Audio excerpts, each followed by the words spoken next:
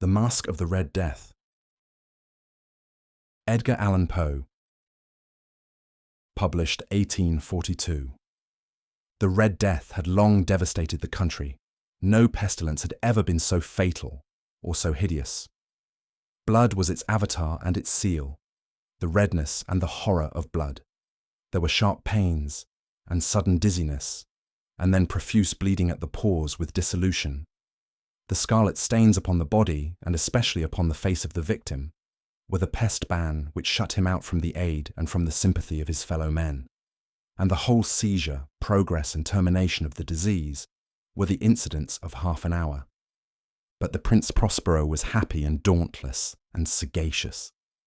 When his dominions were half depopulated, he summoned to his presence 1,000 hale and light-hearted friends from among the knights and dames of his court, and with these retired to the deep seclusion of one of his castellated abbeys. This was an extensive and magnificent structure, the creation of the prince's own eccentric yet august taste. A strong and lofty wall girdled it in. This wall had gates of iron. The courtiers, having entered, brought furnaces and massy hammers and welded the bolts. They resolved to leave means neither of ingress or egress to the sudden impulses of despair or of frenzy from within. The abbey was amply provisioned. With such precautions, the courtiers might bid defiance to contagion. The external world could take care of itself.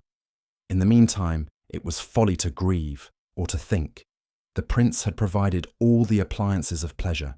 There were buffoons, there were improvisatori, there were ballet dancers, there were musicians, there was beauty, there was wine. All these and security were within. Without was the Red Death. It was toward the close of the 5th or 6th month of his seclusion, and while the pestilence raged most furiously abroad, that the Prince Prospero entertained his 1,000 friends at a masked ball of the most unusual magnificence. It was a voluptuous scene, that masquerade. But first let me tell of the rooms in which it was held.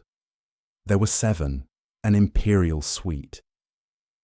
In many palaces, however, such suites form a long and straight vista, while the folding doors slide back nearly to the walls on either hand, so that the view of the whole extent is scarcely impeded. Here the case was very different, as might have been expected from the Duke's love of the bizarre. The apartments were so irregularly disposed that the vision embraced but little more than one at a time. There was a sharp turn at every 20 or 30 yards, and at each turn a novel effect. To the right and left, in the middle of each wall, a tall and narrow Gothic window looked out upon a closed corridor which pursued the windings of the suite. These windows were of stained glass, whose colour varied in accordance with the prevailing hue of the decorations of the chamber into which it opened. That at the eastern extremity was hung, for example, in blue, and vividly blue were its windows. The second chamber was purple in its ornaments and tapestries, and here the panes were purple. The third was green throughout, and so were the casements. The fourth was furnished and lighted with orange, the 5th with white, the 6th with violet. The 7th apartment was closely shrouded in black velvet tapestries that hung all over the ceiling and down the walls, falling in heavy folds upon a carpet of the same material and hue.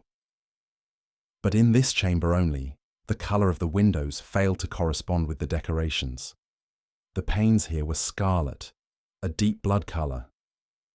Now in no one of the 7 apartments was there any lamp or candelabrum, amid the profusion of golden ornaments that lay scattered to and fro or depended from the roof. There was no light of any kind, emanating from lamp or candle within the suite of chambers. But in the corridors that followed the suite, there stood, opposite to each window, a heavy tripod, bearing a brazier of fire that projected its rays through the tinted glass and so glaringly illumined the room. And thus were produced a multitude of gaudy and fantastic appearances. But in the western or black chamber, the effect of the firelight that streamed upon the dark hangings through the blood-tinted panes was ghastly in the extreme, and produced so wild a look upon the countenances of those who entered that there were few of the company bold enough to set foot within its precincts at all. It was in this apartment, also, that there stood against the western wall a gigantic clock of ebony. Its pendulum swung to and fro with a dull, heavy, monotonous clang, and when the minute hand made the circuit of the face, and the hour was to be stricken, there came from the brazen lungs of the clock a sound which was clear and loud and deep, and exceedingly musical, but of so peculiar a note and emphasis that, at each lapse of an hour, the musicians of the orchestra were constrained to pause, momentarily, in their performance, to hearken to the sound, and thus the waltzers perforce ceased their evolutions. And there was a brief disconcert of the whole gay company, and, while the chimes of the clock yet rang, it was observed that the giddiest grew pale, and the more aged and sedate passed their hands over their brows as if in confused reverie or meditation. But when the echoes had fully ceased, a light laughter at once pervaded the assembly. The musicians looked at each other and smiled as if at their own nervousness and folly, and made whispering vows, each to the other, that the next chiming of the clock should produce in them no similar emotion. And then, after the lapse of 60 minutes, which embraced 3,600 seconds of the time that flies, there came yet another chiming of the clock, and then were the same disconcert and tremulousness and meditation as before. But, in spite of these things, it was a gay and magnificent revel. The tastes of the Duke were peculiar. He had a fine eye for colours and effects. He disregarded the decorum of mere fashion. His plans were bold and fiery, and his conceptions glowed with barbaric lustre. There are some who would have thought him mad. His followers felt that he was not. It was necessary to hear and see and touch him to be sure that he was not. He had directed, in great part, the movable embellishments of the 7 chambers upon occasion of this great fête, and it was his own guiding taste which had given character to the masqueraders. Be sure they were grotesque. There were much glare and glitter and piquancy and phantasm, much of what has been since seen in Hernani. There were arabesque figures with unsuited limbs and appointments. There were delirious fancies, such as the madman fashions. There was much of the beautiful, much of the wanton, much of the bizarre, something of the terrible, and not a little of that which might have excited disgust.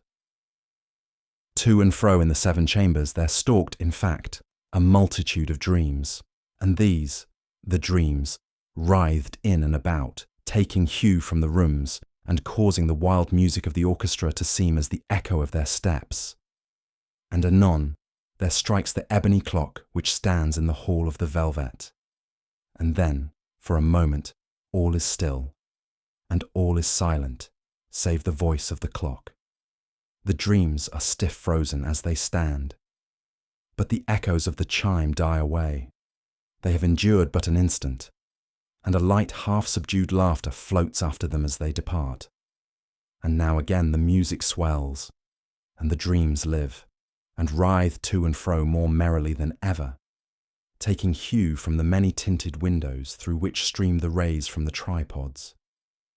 But to the chamber which lies most westwardly of the 7, there are now none of the maskers who venture, for the night is waning away, and there flows a ruddier light through the blood-coloured panes, and the blackness of the sable drapery apples, and to him whose foot falls upon the sable carpet, there comes from the near clock of ebony a muffled peal more solemnly emphatic than any which reaches their ears, who indulge in the more remote gaieties of the other apartments.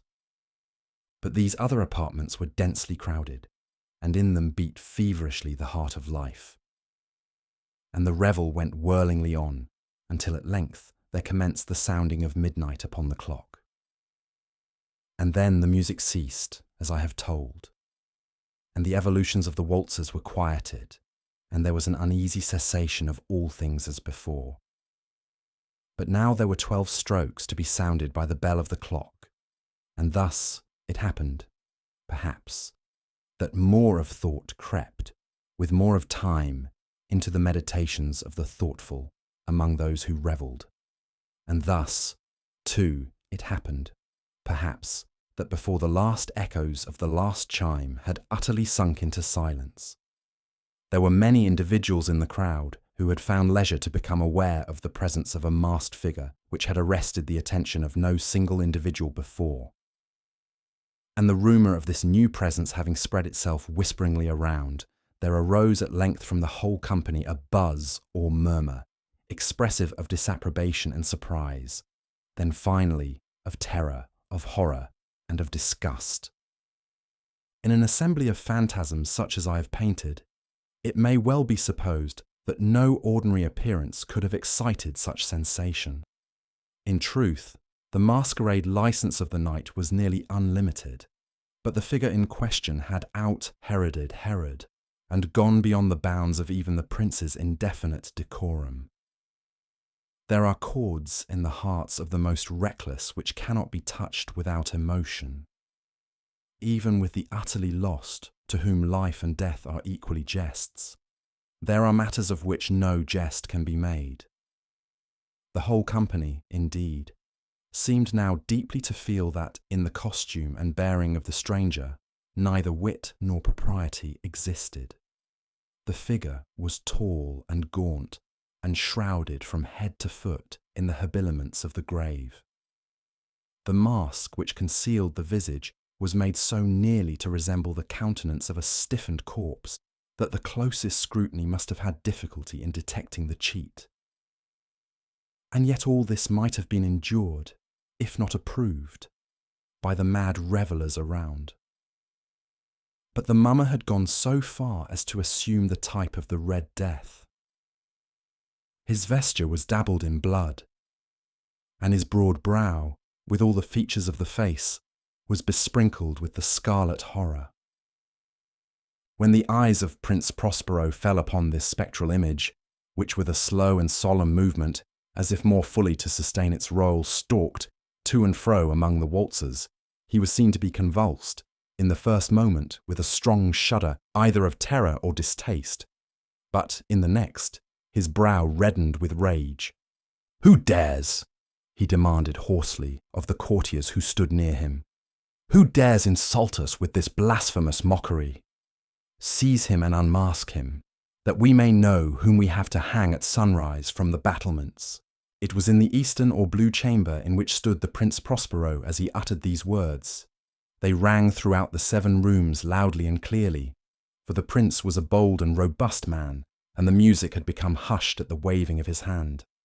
It was in the blue room where stood the prince, with a group of pale courtiers by his side.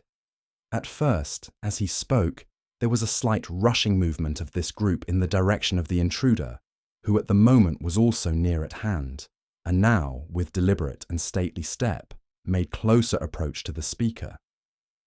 But from a certain nameless awe with which the mad assumptions of the mummer had inspired the whole party, there were found none who put forth hand to seize him, so that, unimpeded, he passed within a yard of the prince's person, and, while the vast assembly, as if with one impulse, shrank from the centres of the rooms to the walls, he made his way uninterruptedly, but with the same solemn and measured step which had distinguished him from the first, through the blue chamber to the purple, through the purple to the green, through the green to the orange, through this again to the white, and even thence to the violet, ere a decided movement had been made to arrest him. It was then, however, that the Prince Prospero, maddening with rage and the shame of his own momentary cowardice, rushed hurriedly through the 6 chambers, while none followed him on account of a deadly terror that had seized upon all. He bore aloft a drawn dagger and had approached in rapid impetuosity to within 3 or 4 feet of the retreating figure, when the latter, having attained the extremity of the velvet apartment, turned suddenly and confronted his pursuer. There was a sharp cry, and the dagger dropped gleaming upon the sable carpet, upon which instantly afterwards fell prostrate in death the Prince Prospero. Then, summoning the wild courage of despair, A throng of the revellers at once threw themselves into the black apartment, and seizing the mummer, whose tall figure stood erect and motionless within the shadow of the ebony clock, gasped in unutterable horror at finding the grave cerements and corpse-like mask which they handled with so violent a rudeness, untenanted by any tangible form. And now was acknowledged the presence of the Red Death. He had come like a thief in the night, and one by one dropped the revellers in the blood-bedewed halls of their revel, and died each in the despairing posture of his fall. And the life of the ebony clock went out with that of the last of the gay, and the flames of the tripods expired, and darkness and decay and the Red Death held illimitable dominion over all. Enjoyed the story? I post new audiobooks every week, so don't forget to hit subscribe and turn on notifications so you never miss one. I'd love to hear your thoughts. Drop a comment below and let me know what you thought of this story, or suggest what you'd like to hear next. Before you go, please consider treating yourself to a free audiobook on Audible. Just click the link in the description, start your free trial, and dive into thousands of classics. No strings attached, your first book is free, and it helps support the channel. Happy listening.